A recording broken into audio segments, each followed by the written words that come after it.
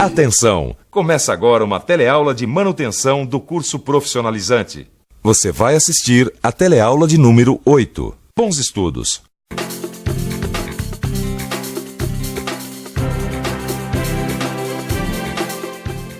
Na última teleaula, você viu a diferença entre soldagem de produção e soldagem de manutenção. E também viu os tipos de falhas que podem ser resolvidas através da soldagem. Mas e na hora da soldagem, o que fazer? Ou melhor, que decisões tomar? Esse é o assunto dessa teleaula. Hoje você vai conhecer alguns materiais que normalmente são soldados nas indústrias e também vai ver quais os principais procedimentos para uma soldagem eficiente e segura.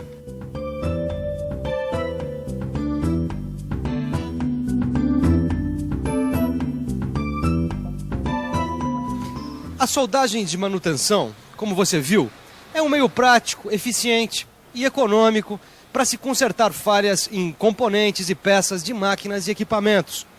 Mas para conhecer um pouco melhor esse tipo de soldagem, hoje a gente vai acompanhar várias práticas que fazem parte do dia a dia das indústrias. Mas antes disso, você vai ver o que é importante para se conseguir uma soldagem com bons resultados. É isso mesmo. O trabalho rende muito mais se a gente conhecer bem o que é importante para realizar uma soldagem.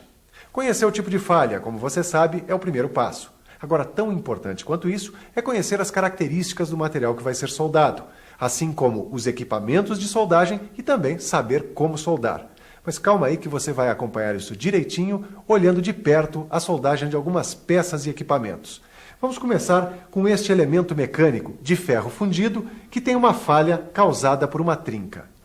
Para soldar uma peça em ferro fundido com uma falha causada por trinca, devemos seguir alguns procedimentos. Em primeiro lugar, é fundamental reconhecer as características do material. Feito isso, identificamos o início e o fim da trinca. Em seguida, realizamos a limpeza usando uma escova de aço ou jato de areia para retirar partículas impregnadas no material. Com a peça limpa, aplicamos o líquido penetrante no local da trinca. Aguardamos alguns minutos para que o líquido penetre na trinca. Retiramos o excesso de líquido com uma toalha industrial e aplicamos o revelador. Quer dizer, no caso de uma trinca numa peça de ferro fundido, o primeiro passo é deixar a falha bem limpa e visível. Afinal, para poder soldar, a gente tem que enxergar bem os limites da trinca. E a região tem que estar preparada e limpa para receber o cordão de solda. Como vocês puderam observar, o passo seguinte é fazer a furação nas extremidades da trinca. Como é que é? Existem extremidades pontiagudas que criam tensões, que devem ser aliviadas. Tudo bem, mas como é que a gente pode fazer isso? Fazendo 2 furos. Tá bom. Eu só não entendi para que servem esses furos. Para que a trinca não aumente. Observem a peça e vejam como foram feitos os furos. Depois de fazer os furos, é hora de tomar uma decisão. Se a gente vai fazer a chanfragem ou a goivagem do lugar que vai ser soldado. Tomada essa decisão, a gente executa a soldagem alternando cordões e martelamento da solda. Optando pela goivagem ou pela chanfragem, a primeira escolha é sempre a goivagem.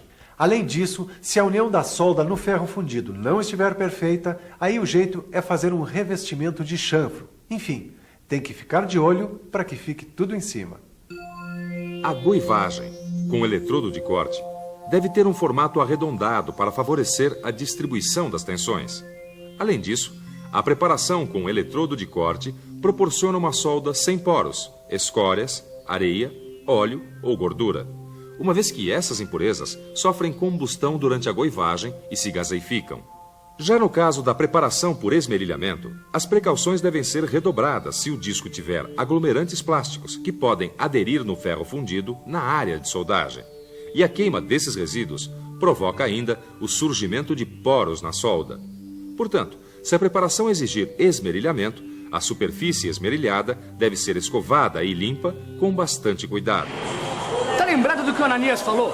Quando a ligação da solda no ferro fundido apresentar dificuldades de estabilização, o ideal mesmo é fazer um revestimento de chanfro. Só que existem 2 possibilidades de revestimento de chanfro. com eletrodos especiais à base de ferro ou com metal de adição à base de bronze e alumínio. Uma coisa de cada vez. Como acontece o revestimento com eletrodos à base de ferro? Nesse caso, a camada de solda absorve o carbono de ferro fundido e endurece. Mas se endurece, não pode soldar junta. De fato, não. E para completar a solda do reparo, a gente usa um metal de adição à base de níquel ou níquel-ferro. Legal. Mas qual a vantagem de revestir o chanfro com metal à base de bronze e alumínio? É que ele adere muito bem ao ferro fundido. E também tem uma ótima afinidade com o metal de adição à base de níquel, que é usado depois para completar o reparo. Outra opção, como você viu, é a soldagem alternada com cordões curtos, que tem esse nome porque a gente solda alternadamente e por etapas com cordões retos e curtos, com no máximo 30 milímetros de comprimento. Ainda nesse caso, a máquina de solda deve operar em baixa amperagem. O eletrodo deve ter pequeno diâmetro e a velocidade de solda deve ser alta, para evitar o excesso de calor localizado. Dá uma olhada nesse esquema. A solda alternada com cordões curtos tem a finalidade de manter um baixo aporte de calor na região da peça a ser soldada, diminuir ao máximo as tensões de soldagem e, consequentemente, as deformações. Já pelo martelamento, as tensões de contração do cordão de solda são aliviadas. O cordão sofre um escoamento, evitando-se assim deformações indesejáveis. O segundo exemplo que a gente vai acompanhar é de uma soldagem a frio de uma alavanca de ferro fundido quebrada, sem restrição de contração. Esse é um tipo de falha que pode ser resolvida com muita eficiência através da soldagem. Bom, o primeiro passo, se tiver, é tirar a casca de fundição do local da quebra. O segundo passo depende da espessura da peça. Bom, essa aqui deve ser de um pouco mais de 10 milímetros, é isso? Nesse caso, faremos um chanfro em X. E se ela fosse um pouquinho menor? Daí faremos um chanfro em V. O caso da nossa peça é de chanfro em X com ângulo de até 60 graus.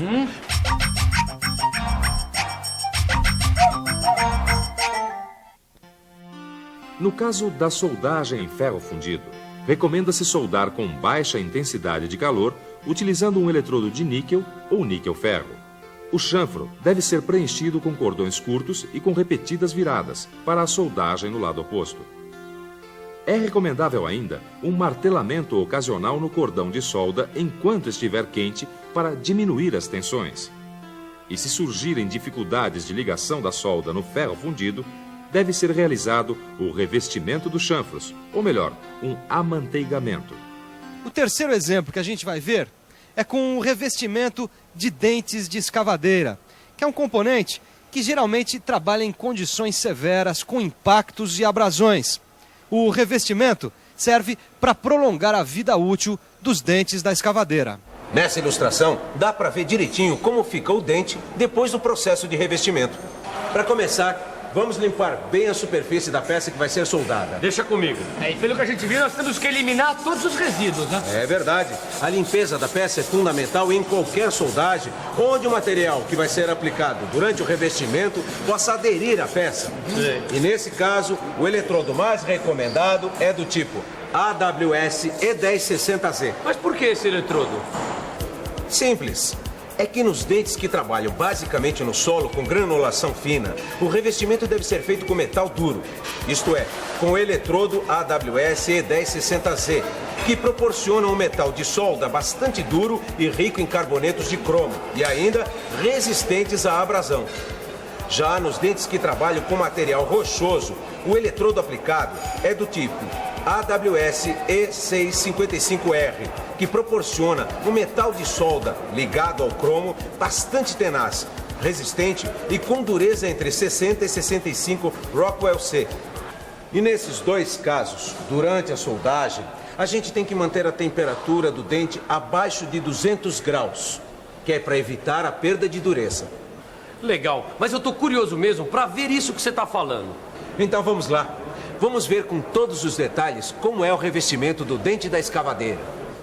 Para evitar o aquecimento, a gente deposita cordões alternados na face do dente, ou seja, não faz cordões um ao lado do outro seguidamente. Mas e o outro lado, você não vai fazer? Não, do outro lado não. A gente só reveste a parte superior ou o fundo para o dente ficar bem afiado. Nunca os dois lados, hein? Bom, Pelo que dá para concluir, para fazer a soldagem de manutenção, muitos procedimentos vão depender das condições de trabalho. Por isso, é bom a gente ficar muito esperto para escolher a melhor solução. E para ficar esperto mesmo, a gente tem que conferir a revisão que vem por aí. E atenção, se liga aí que é hora da revisão. Na teleaula de hoje, você viu que uma trinca é localizada através da aplicação de um líquido penetrante e de um revelador. E que, para aliviar as tensões nas extremidades das trincas, são feitos furos nas suas extremidades. Viu que o pré-aquecimento na soldagem de peças de ferro fundido reduz as tensões no local da solda. E viu ainda que o martelamento na soldagem de manutenção é importante para aliviar as tensões de contração do cordão de solda. Como você pôde concluir, a soldagem é um meio econômico e eficiente de se recuperar muitas peças e componentes. Por isso, é bom você estudar bastante para entender direitinho todos os passos da soldagem de manutenção. Até a próxima!